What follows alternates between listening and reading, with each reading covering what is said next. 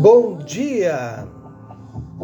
Começando mais um Despertando com o Dharma, dia 2 de agosto, quarta-feira.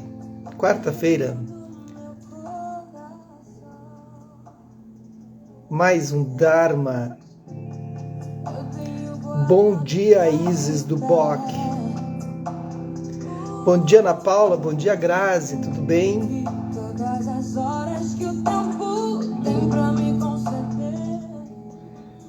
Vamos lá, começando mais um Despertando, quarta-feira. Bom dia, Ângela. Bom dia, Eliana. Essa é a Isa e a Maria Gadu, um amor puro.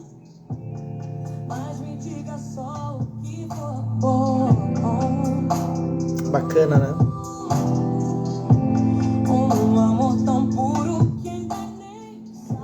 É isso aí. Como é que vocês estão? Tudo bem? Um amor puro.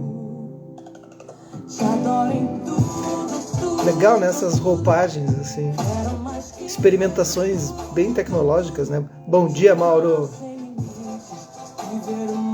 Como é que estão por aí? Garopaba, bom dia, Simone. Que coisa, né? É isso aí, ó. Música, novas roupagens, novas formas de ver.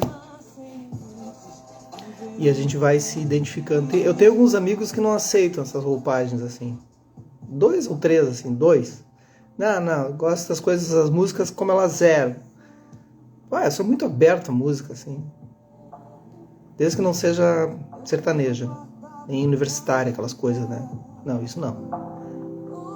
Bom dia, Dene, bom dia, Nega. Eu gosto de ver novas possibilidades. Como vão, meninas? Meninos, bom dia, Conceição. Então, notícias da paróquia, daqui a pouquinho tem aula, né? Tem encontro online e presencial, quem quiser participar. Já mandei o link pro pessoal de manhã e de madrugadinha, para não depois ficar corrido. O pessoal que vem presencial também, 7h15. E tem yoga também, o mesmo horário, na outra sala, com a Amanda. Yoga presencial e online também.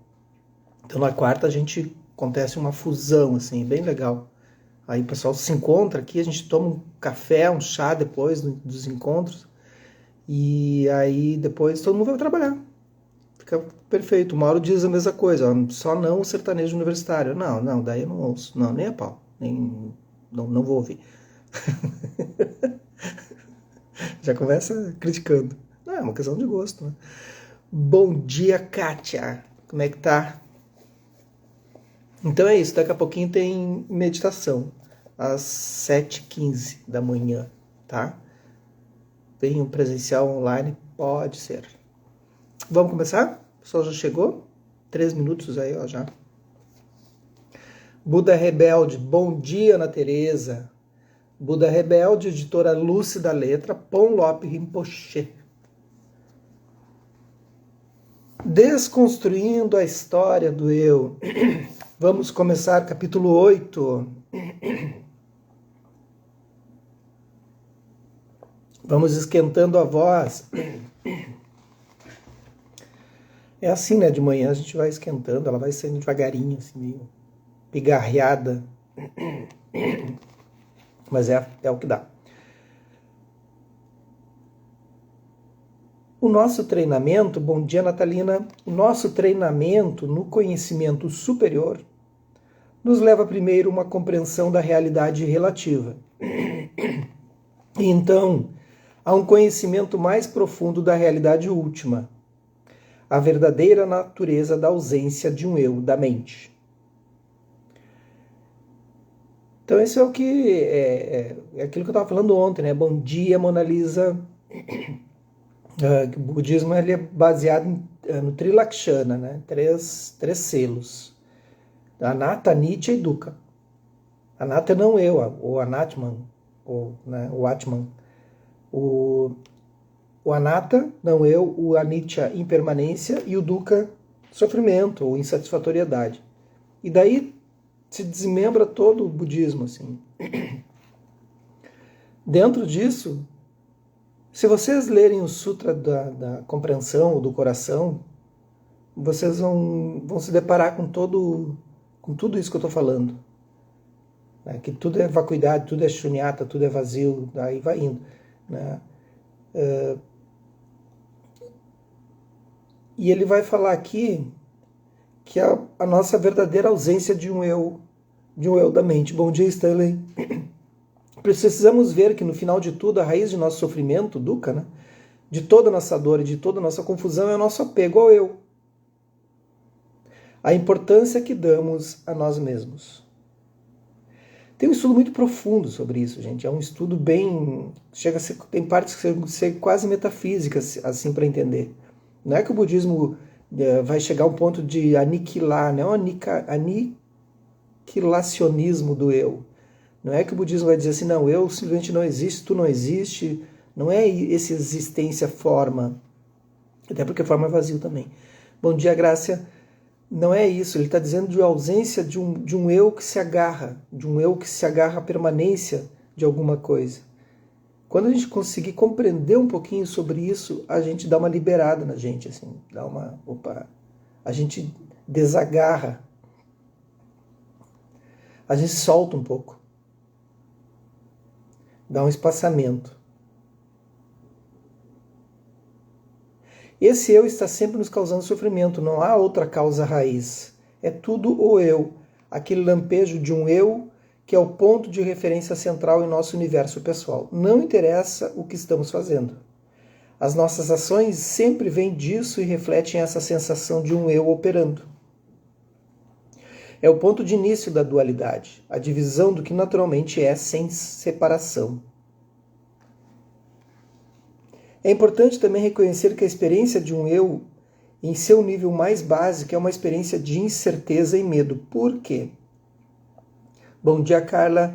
O nosso sentido de um eu não é algo que nasce apenas uma vez, quando nascemos de nossos pais e que continua por toda a vida. Ele nasce vez após vez. Está ali, dura um momento, e então cessa. E um momento de não reconhecimento de nossa consciência. Vivenciamos certa escuridão mental, um desconhecimento que pode ser assustador. Por um instante, não temos uma noção clara de quem somos. Não temos um ponto de referência, não temos um sentido de direção. Então, rapidamente, desse estado de ignorância, a noção de um eu nasce novamente, e dela a noção de um outro.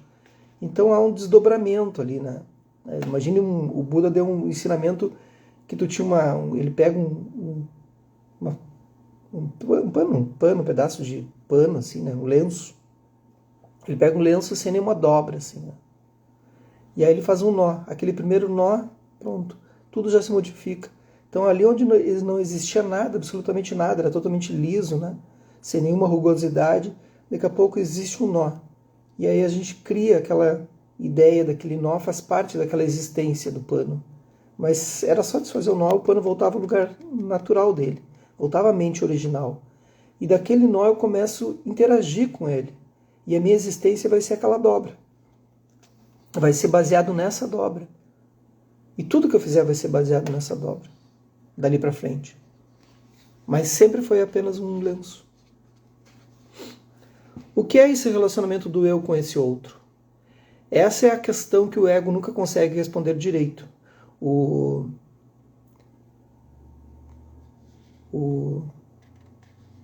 Enio Burgos, ele já vai dar uma outra explicação. Ele vai dar uma explicação que é um nó no tempo, assim, um nó no espaço. Como ele é físico, ele vai dizer que é a dobra de Leibniz. Então ele vai dizer que não, é um nó no espaço-tempo. Ele faz uma... Adoro essas explicações mais complexas. Assim. É uma coisa boa. O que é esse relacionamento? E aí surge a ignorância. A ignorância é esse primeiro estado de avidya, assim, estado de cegueira. Porque em nenhum momento... A questão é assim, gente, voltando um pouco. Em nenhum momento a gente fica estupefato com a nossa mente. Como é que ela criou aquele nó? Porque não existia. A gente já se identifica imediatamente com o nó. Mas a gente não fica surpreso que a mente criou um nó.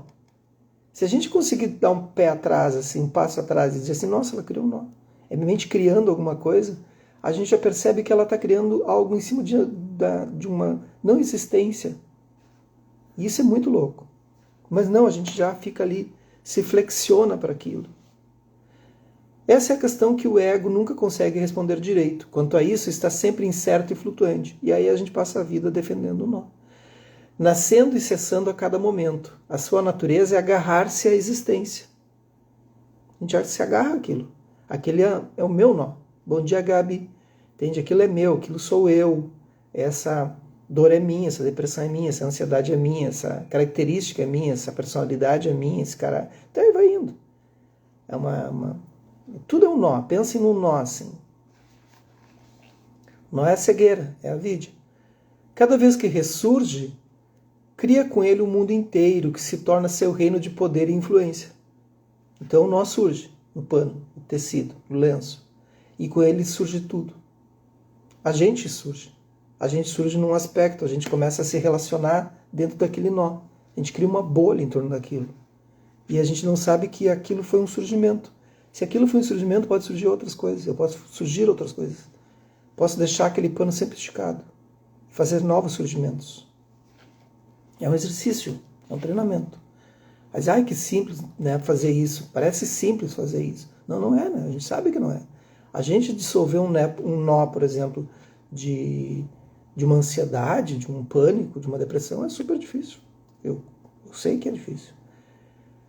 Em um canto desse território há uma parede, um limite aparentemente intocável pela dúvida.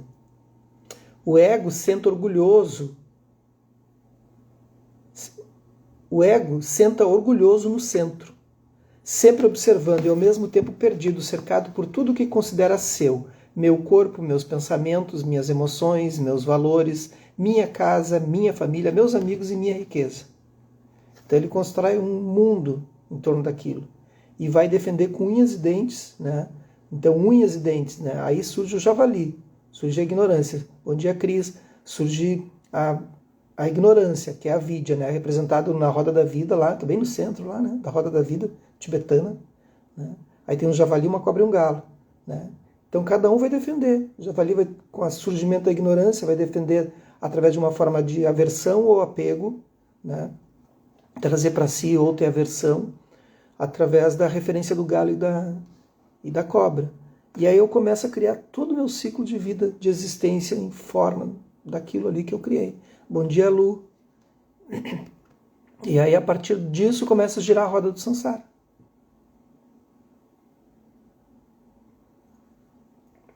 Aí surge o segundo elo.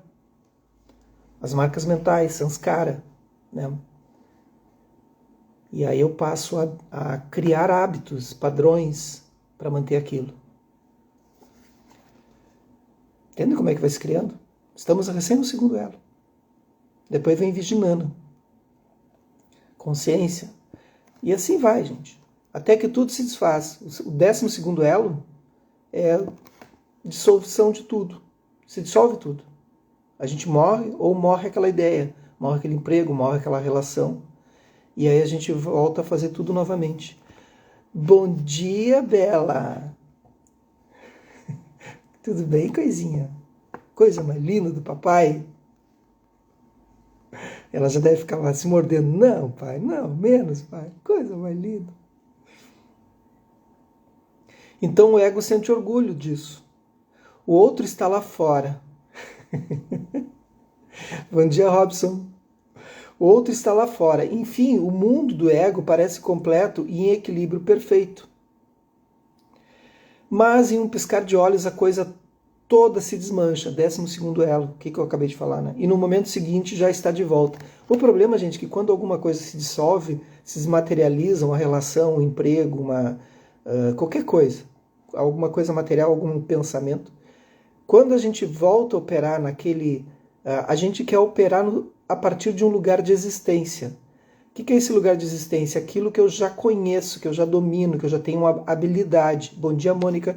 Então eu tenho certa habilidade para lidar com alguma coisa, só que eu volto com uma referência do 7º elo, que é Vedana, que é gostar e não gostar ou indiferença. Então eu já volto dizendo assim, ó, eu sei que pode ser confuso isso para quem nunca ouviu falar dos 12 elos. A ideia não é falar dos 12 aqui porque é muito tempo, eu precisaria de muitas horas para falar sobre tudo. Bom dia, Nath. Mas a gente volta com esse checklist dizendo, eu já sei o que eu quero. Então termina um relacionamento, eu já sei o que eu quero. uma pessoa assim, eu quero uma parceira, um parceiro assim, eu sei que eu quero um trabalho assim, tal coisa. Mas esse buscar o que eu sei que eu quero é em cima de padrões e hábitos estabelecidos lá no nó. Lembra do nó? No lenço? Eu faço um nó no lenço. A partir daquele momento eu me relaciono com o nó. Mas eu não lembro que um dia foi formado um nó, uma dobra no tempo ali. E aí eu me relaciono com aquele nó. E eu crio hábitos, eu crio padrões, eu começo a andar no mundo com essa existência de que aquele nó existe. Mas eu não esqueço que em algum momento existia somente um lenço, um espaço plano. E aí dissolve alguma coisa, eu volto para o 7º elo, que é gostar e não gostar. Eu já sei que eu quero. É ótimo, eu sempre brinco, né? É ótimo, porque tu já está mais perto do 12º, né? Já está mais perto para terminar de novo. Vai terminar de novo, só que mais rápido. Porque tu não te livrou dos padrões e hábitos. E os padrões e hábitos são os nossos kleshas, né? São formados pelos kleshas. E aí vai indo. Entenderam mais ou menos? Nós precisamos ver os nossos padrões e hábitos, nossos condicionamentos. A psicologia vai dizer os gatilhos. Os gatilhos não se formam do nada. Os gatilhos, eles aparecem para te dizer tu tem gatilhos. E esses gatilhos precisam ser vistos. Mas o que formou o gatilho? O que formou esse nó? Aí a gente começa a trabalhar esse aspecto. E a gente não vai trabalhar no budismo através de, porque uma vez minha mãe me disse tal coisa, eu sofri isso, uma coisa assim. Não é isso. O budismo vai dizer, olha, a partir desse momento, tu está olhando o nó com uma outra visão, no outro espaço-tempo. Quem é esse que olha o nó agora? Nessa idade, nesse contexto, nesta vida. E aí a gente opera a partir dali.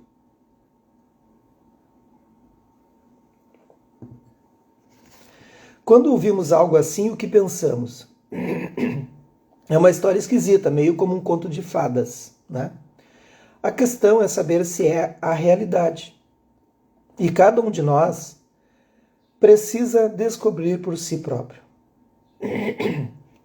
Quando alguém nos conta algo que não compreendemos ou algo que é muito diferente daquilo que normalmente compreendemos, não devemos aceitar de imediato. Então, o que o Buda falava, né? Não aceitem o que eu estou falando, eu vou dizer a mesma coisa para vocês, não aceitem o que eu estou dizendo. Vão lá e testem. Observem isso. Façam as práticas, testem, pesquisem, observem novamente, meditem, contemplem, né? E aí meditem. E aí um dia, será que funciona mesmo?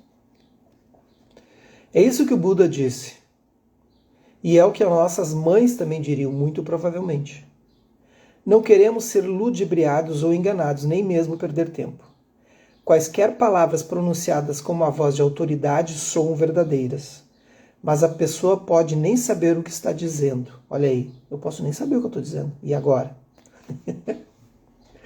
De fato, isso acontece muito. A gente tem muita coisa aí que é dito e as pessoas falam só porque são papagaios, né? Mas não testaram em si mesmo, não fizeram práticas para testar. Basta ligar a televisão no noticiário. Mas da mesma forma que podemos ser manipulados pelas histórias que outros contam, podemos ser enganados pelas histórias que contamos a nós mesmos. Nós também contamos historinhas a nós mesmos, né? O grande conto que passamos em nós mesmos, o nosso favorito, é a história sobre quem somos. Porém, como nos contos de fadas, nossas histórias não são totalmente desprovidas de sentido. Elas têm aventura, personagens esquisitos, simbolismos e verdades. Mas precisamos olhar bem para captar essas coisas. De outra forma, elas se tornam um mero entretenimento. Então é importante assim, gente, quando a gente está olhando para esse aspecto do budismo do eu, assim, não fiquem pensando que vocês precisam eliminar esse eu, aniquilacionismo, né? O budismo ele não vai pregar isso. Bem pelo contrário, ele vai pregar o caminho do meio. Né? Nem o existencialismo, as coisas duram para sempre, nem o niilismo. Né? Ele vai olhar para esse lugar de caminho do meio, que é perceber essa existência que nós todos somos interdependentes. É essa a questão. A meditação analítica, que é a Vipassana, é uma forma de olhar para a história do eu, enquanto ele é desmontado. É chamada de meditação do discernimento, porque estamos verificando o que estamos examinando enquanto examinamos. Esse tipo de meditação usa a lógica e o raciocínio para investigar o que pensamos e desmascarar as pressuposições básicas que mantemos sobre nós mesmos e o mundo. Pressuposições que podem nunca ter sido completamente examinadas até agora. Então, o Vipassana só dá para fazer em retiro com alguém muito autorizado, assim, né? E o mínimo de um retiro Vipassana são 10 dias, né? Bah, hoje minha carinha tá...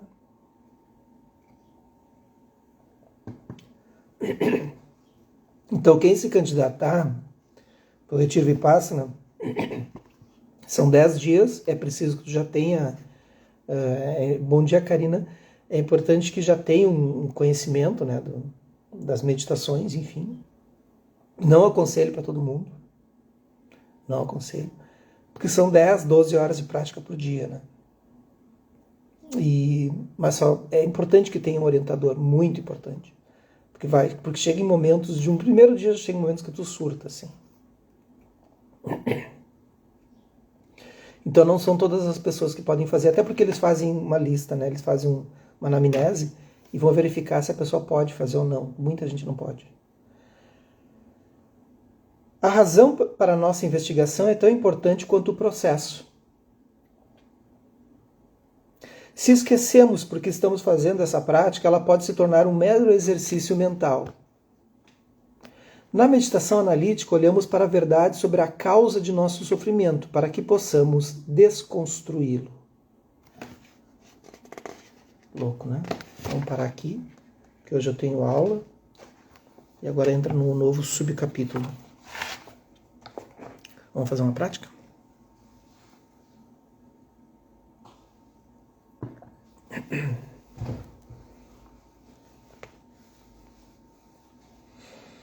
Tudo bem até aí? Começa a ficar complexo, né? Mesmo um livro um pouco mais leve, assim, de budismo, sempre é um momento que é preciso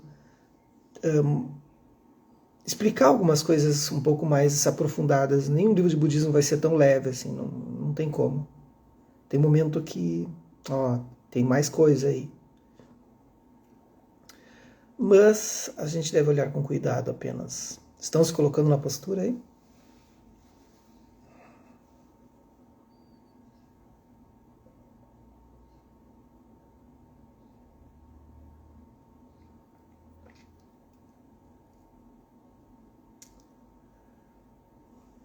Escolha uma postura adequada, ideal e possível para hoje.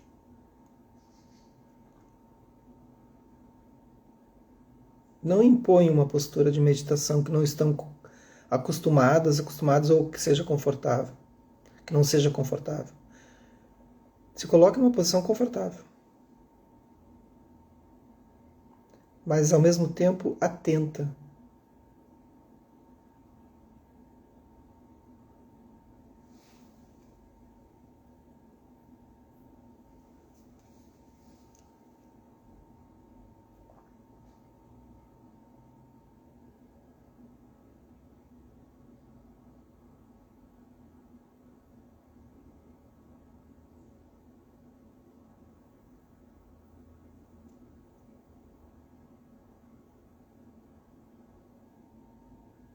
Leve atenção para todos os sons.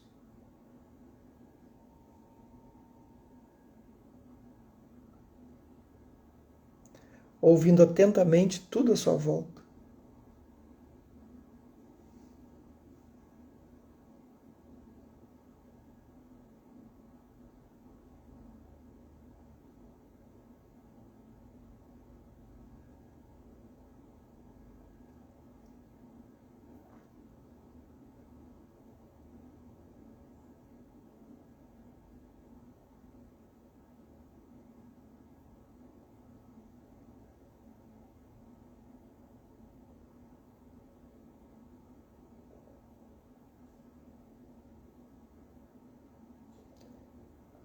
Ouvindo os sons mais próximos.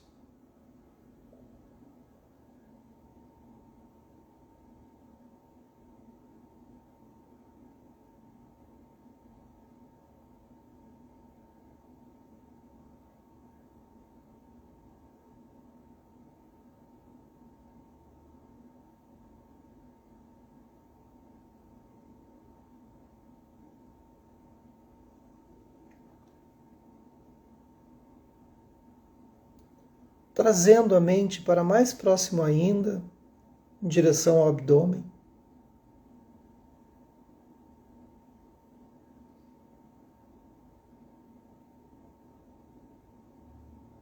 Veja se é possível manter a sua atenção num ponto no abdômen.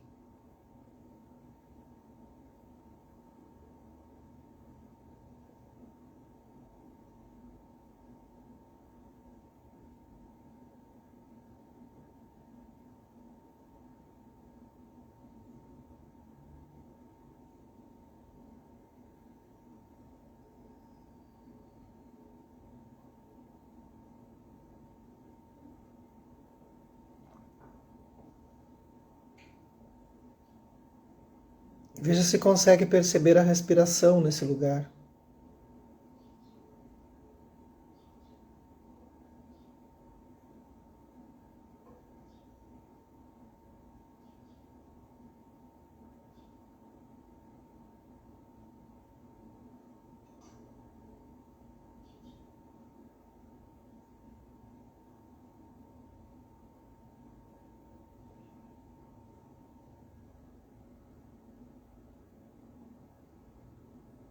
Sem necessidade de mudar o fluxo da respiração.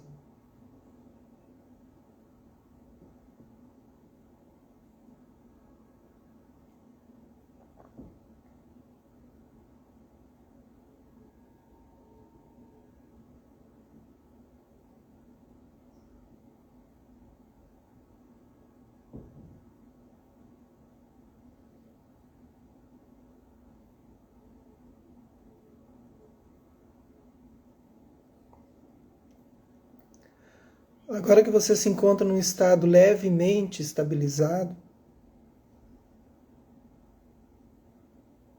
veja esse eu que surge nesse momento, se é o mesmo do eu anterior, da prática, ou do texto, ou da hora que acordou.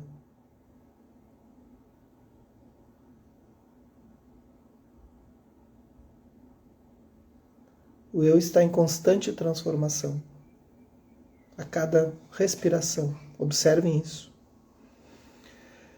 Que os méritos desse nosso encontro, dessa nossa prática, se expandem e toquem a todas, todos, todas, e que nós possamos nos tornar um caminho iluminado.